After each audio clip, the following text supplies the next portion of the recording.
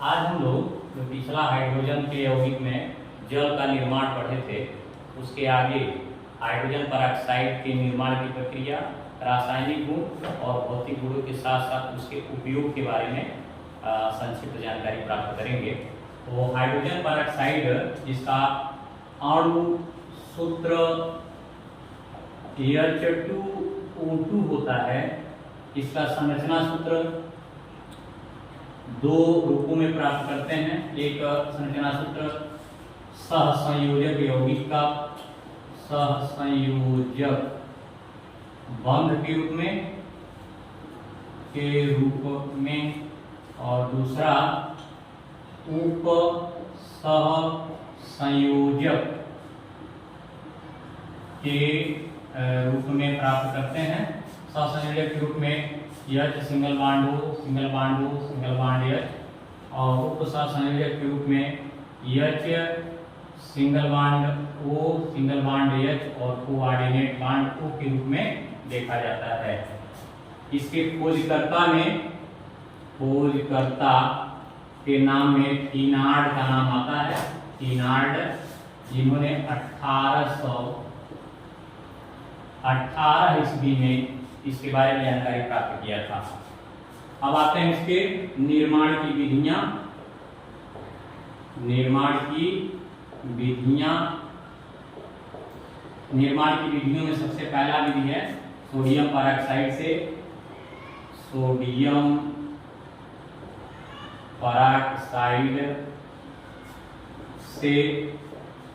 Peroxide Na2O2 की क्रिया यदि H2SO4 से डाइल्यूट और कोल्ड में करा देते हैं, ठंडे में कोल्ड में, तो बनता है H2O2 प्लस Na2SO4।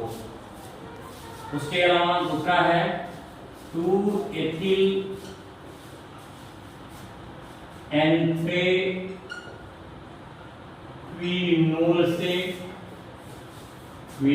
से इसमें क्या करते हैं, एंथ्रेक्विनोल लेते हैं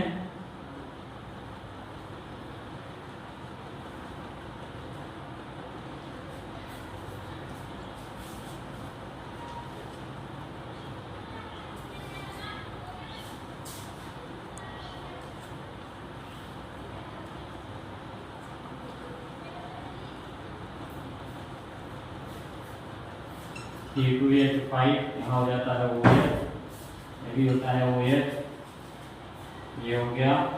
इसकी अभिक्रिया पहले ऑक्सीकरण कराते हैं। ऑक्सीकरण कराने से बनता है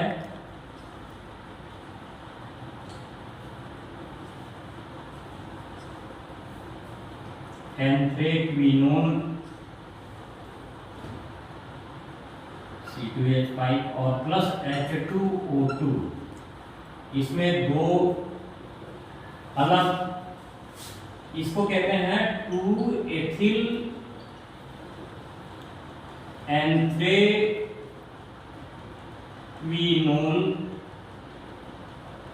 जिसमें दो OH समूह है।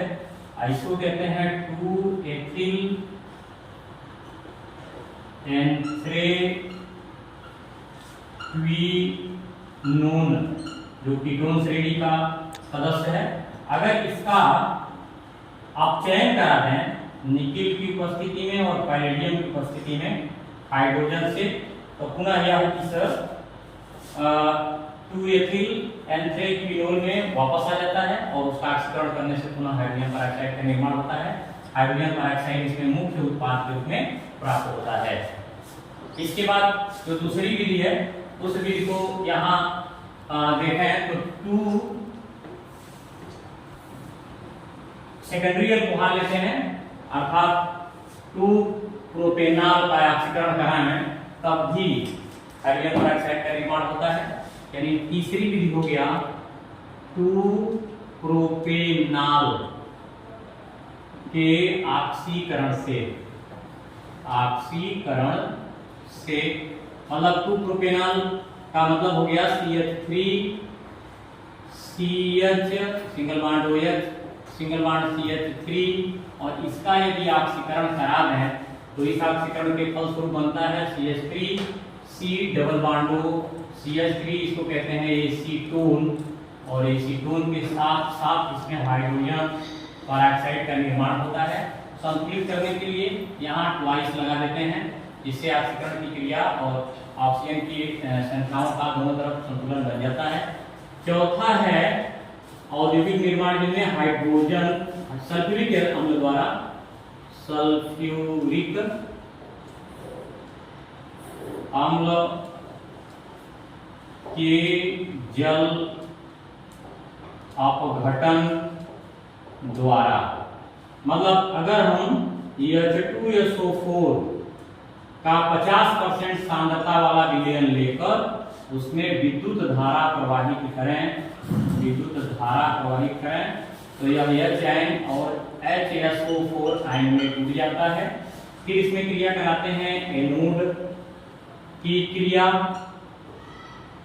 एनोड की क्रिया में जब लेते हैं तो ये चूंकि प्लस होता है, इसमें लेते हैं HSO4- का 2 मोल और इसमें से इलेक्ट्रॉन का परित्याग कराते हुए बनाते हैं H2SO8 प्लस 2 इलेक्ट्रॉन, और ये क्रिया होती है ऑक्सीकरण की।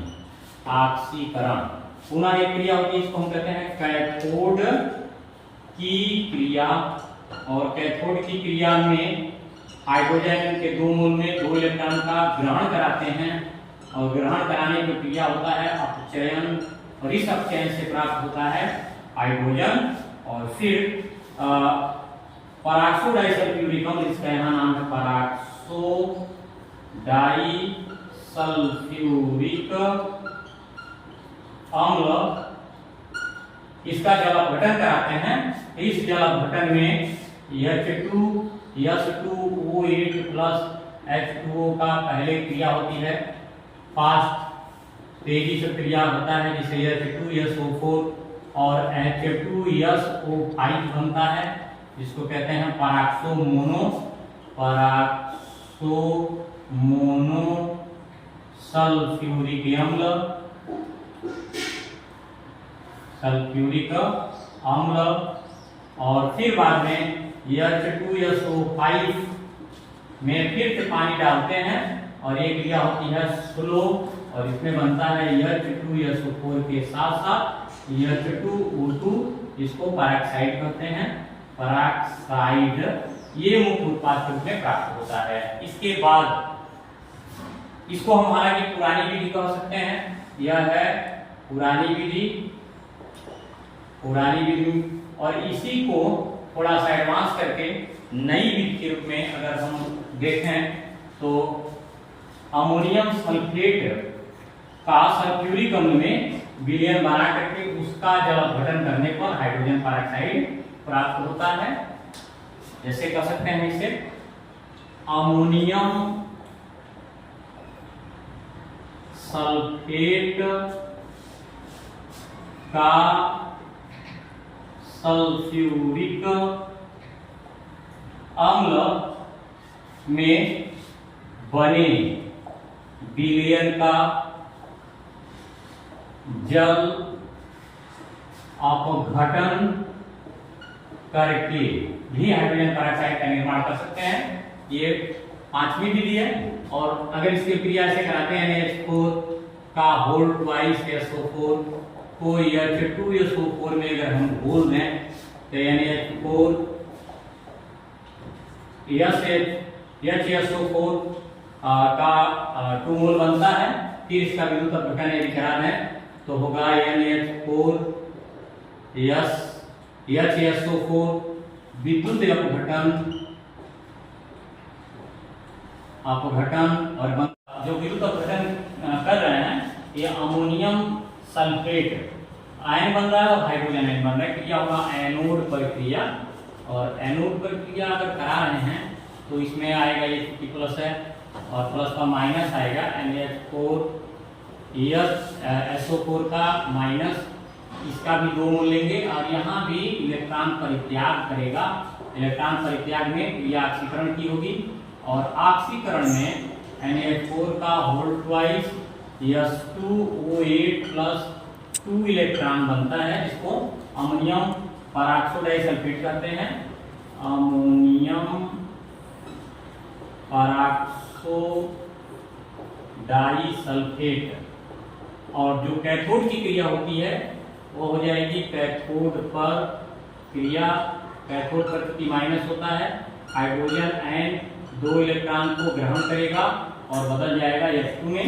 अब पुनः जो आगे की प्रक्रिया उसमें होगा NH4 का होल्ड ट्वाइस H2O8 का H2SO4 में फिर क्रिया कराने पर बनता है NH4 का होल्ड ट्वाइस SO4 और यह H2O8 बन जाता है, जिसको कहते हैं परऑक्सो डाइसल्फ्यूरिक अम्ल। परऑक्सोडाइसल्फ्यूरिक अम्ल का 2 बार क्रिया जल अपघटन का कराते हैं। H2O8 प्लस H2O जो फास्ट रिएक्शन कर ले जाते हैं और बनता है H2SO4 प्लस H2SO5 और फिर से H2SO5 का H2O से क्रिया कराते हैं, जिसको स्लो रिएक्शन कहते हैं और बनता है H2SO4 प्लस H2O2। यह औद्योगिक विधि में नई विधि या आधुनिक विधि कहलाती है।